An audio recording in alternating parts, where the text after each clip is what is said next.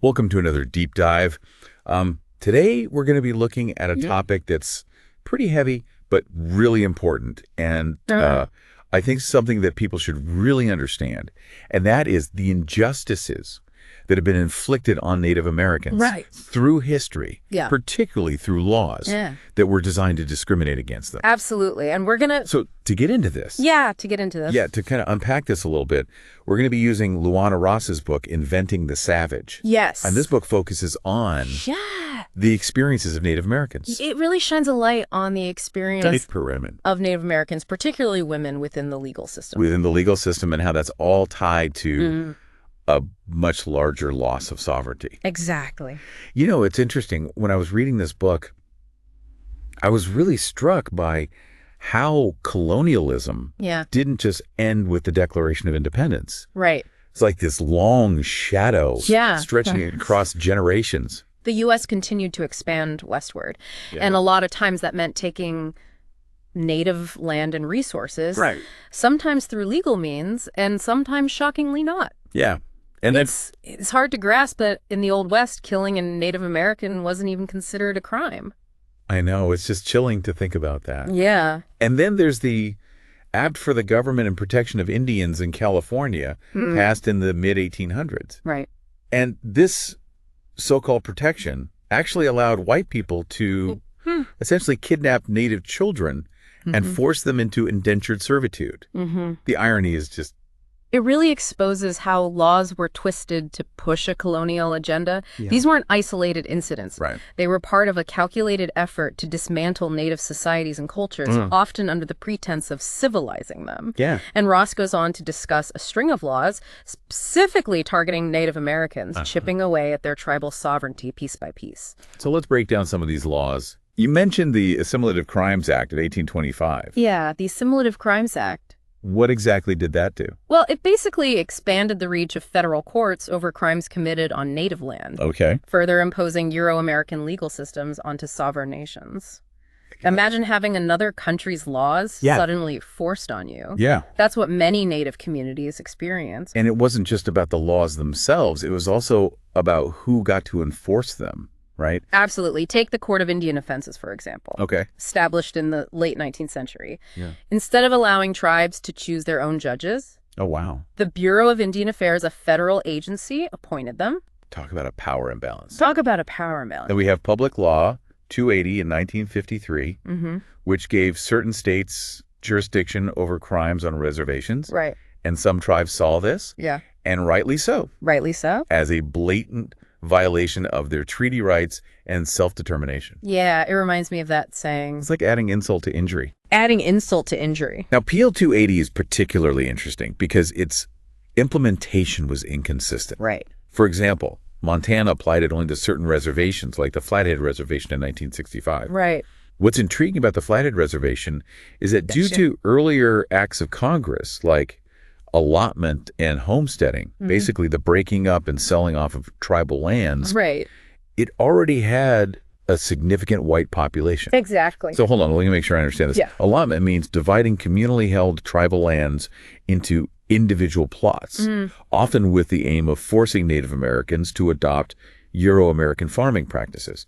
And homesteading allowed non-natives to claim and settle on these lands. So by the time PL 280 came around, the Flathead Reservation was already dealing with a loss of land and autonomy due to these earlier policies. That's exactly right. And it raises the question, was PL 280, at least in part, another way to assert control over a population that had already been dispossessed? It's a good question. Ross brings in legal scholar Russell Barsh, Okay. who noticed a spike in arrests of Native Americans Okay. around the time when per capita payments or lease monies were due. Wait, are you saying that there's a possibility that these laws were used It's a disturbing thought. for economic exploitation? It's a disturbing thought, isn't it? Yeah. Were these laws about justice or were they about something far more sinister?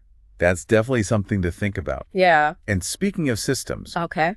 what struck me was Ross's comparison of the Euro-American justice system with the Navajo system, as described by Chief Justice Robert Yazzie. Right. The contrast is stark. The contrast is very stark. So let's unpack that. Okay. What are the key differences between those systems? Well, Well, the Euro-American system, as you know, is all about hierarchy, power, and punishment. It's focused on determining guilt and handing down sentences. The Navajo system, on the other hand, is much more horizontal.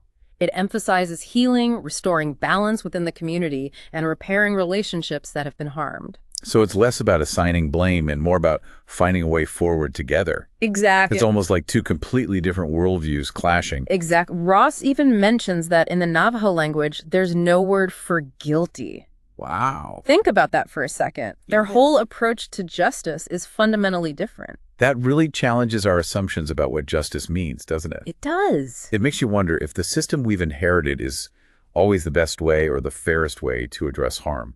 Yeah, it certainly raises some important questions.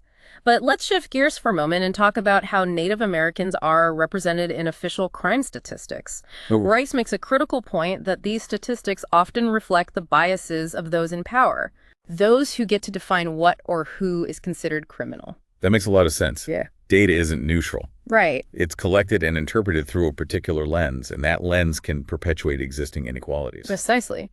So when we see the overrepresentation of Native Americans in these statistics, we can't just look at it as individual behavior. We have to consider the historical and ongoing discrimination they've faced, the systemic disadvantages that have been stacked against them. And this burden is even heavier for Native American women who experience the combined impact of racism, sexism, and the loss of their tribal sovereignty. It's like they're taught in this web of intersecting oppressions. Exactly. To really understand what this means on a human level, Ross takes us inside the Women's Correctional Center, or WCC in Montana. She shares the stories of Native women in prison there, giving us a glimpse into their daily lives and how the prison environment itself can be a source of trauma. It's one thing to talk about these issues in abstract terms, but hearing those personal narratives really drives the point home. You realize that behind the statistics are real people with complex lives and experiences. Ross describes the WCC as being hyper-focused on control, with little emphasis on rehabilitation. She even mentions that while the men's prison had a sweat lodge for Native American spiritual practices, the WCC denied requests for one until 1995. Yeah, that's a pretty stark example of cultural insensitivity, wouldn't you say? Absolutely. And it wasn't just the lack of resources. Ross also talks about the overuse of mind-altering drugs, particularly on Native American women. One prisoner, Agnes, even described it as a means of control. It's like they were being silenced and subdued, stripped of their agency. Agnes's perspective is so powerful because it comes from lived experience. She's not just theorizing, she's telling us what it felt like to be on the receiving end of that power dynamic. Ross doesn't sugarcoat the harsh conditions of the WCC either. She describes the struggles of women in maximum security and isolation, painting a really bleak picture. What's fascinating is how Ross connects these individual experiences to the broader themes of colonialism and discrimination. She shows how the prison system in many ways mirrors the historical forces that have led to the overrepresentation of Native Americans in the criminal justice system to begin with. It's like this vicious cycle that just keeps repeating itself. Yeah. And one of the most heartbreaking parts of the book is when Ross explores the challenges faced by imprisoned mothers. She calls it a double punishment. And I think that's a very apt description. Absolutely. Think about it. You're already dealing with the loss of freedom, and then you have to cope with being separated from your children, often at a time when they need you the most. And Ross points out that for Native mothers, this separation carries even deeper cultural implications. There's a strong emphasis on keeping children within Native families and communities. This isn't just a personal preference. It's about preserving their identity, their sense of belonging, and their cultural heritage. It all ties back to the issue of sovereignty, the right to self-determination. When Native children are removed from their communities, it erodes that sovereignty even further. It's like another layer of loss and trauma is piled on top of everything else. Ross brings this to life through the stories of women like Judy, a landless Native, meaning a Native American who doesn't live on a reservation, who's fighting to keep her parental rights from being terminated. She doesn't have access to the support systems that tribal structures might provide. Judy's case highlights the unique challenges faced by those who exist outside those tribal structures.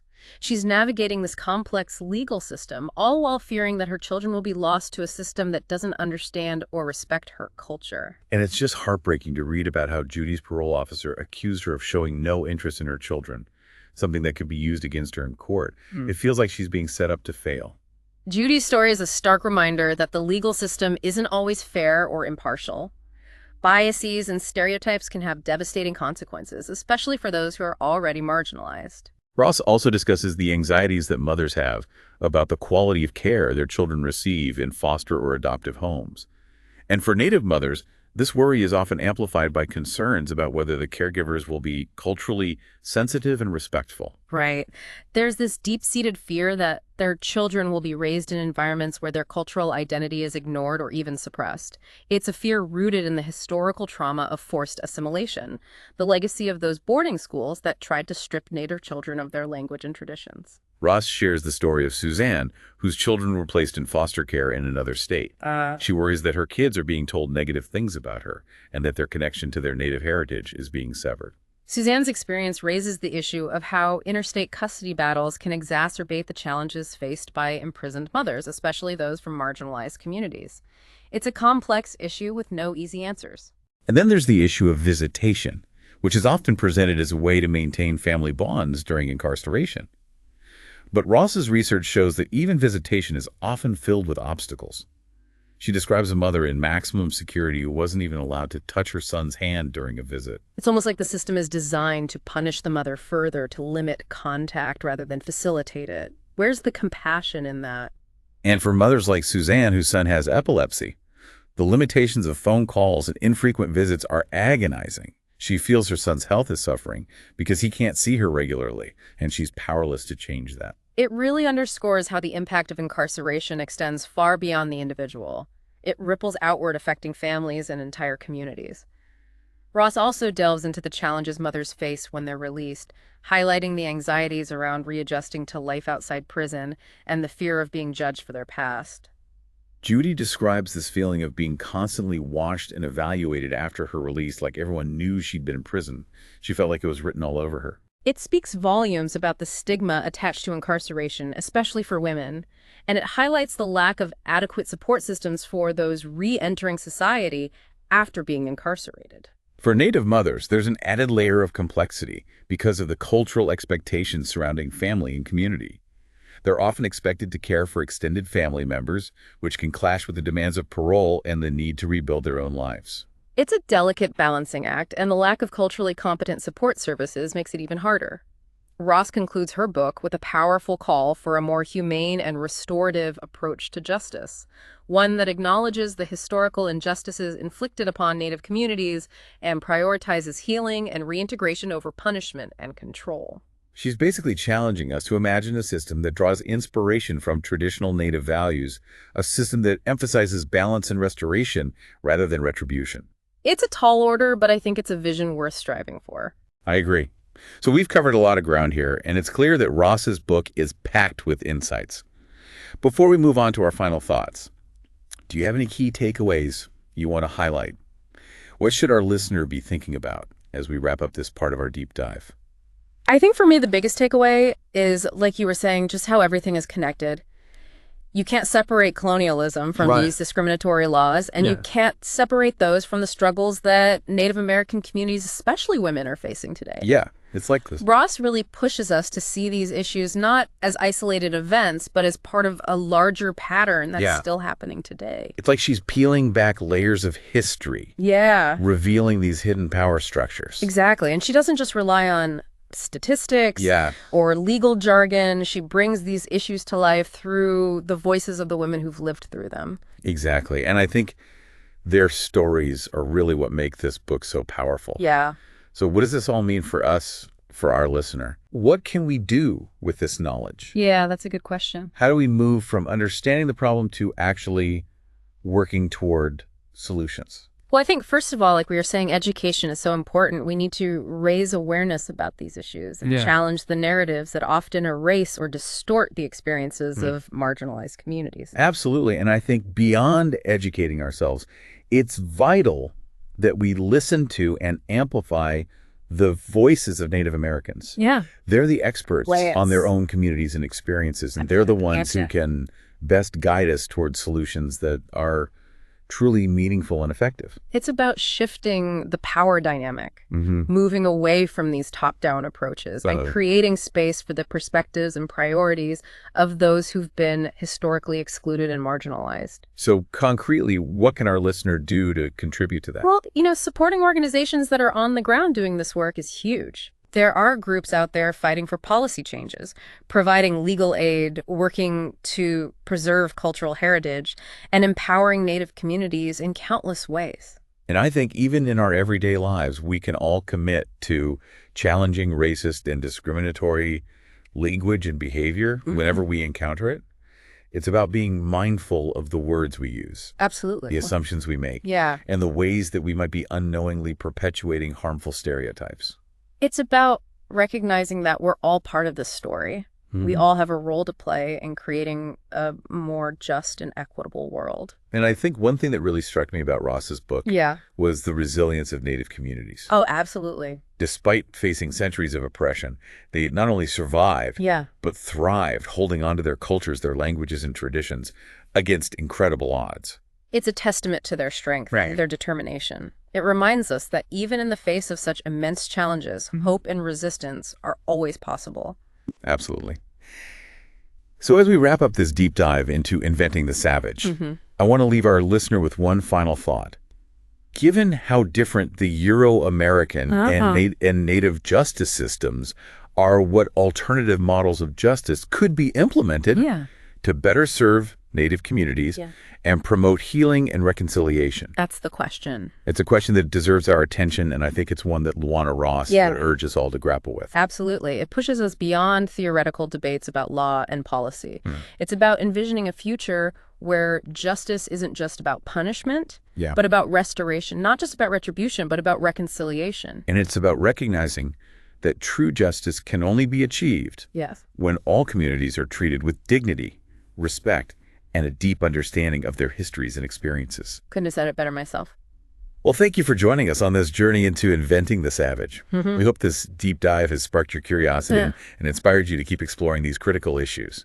Keep asking those tough questions and keep searching for answers. Absolutely. It's the only way we'll ever create a more just and equitable world for everyone. Thanks for listening.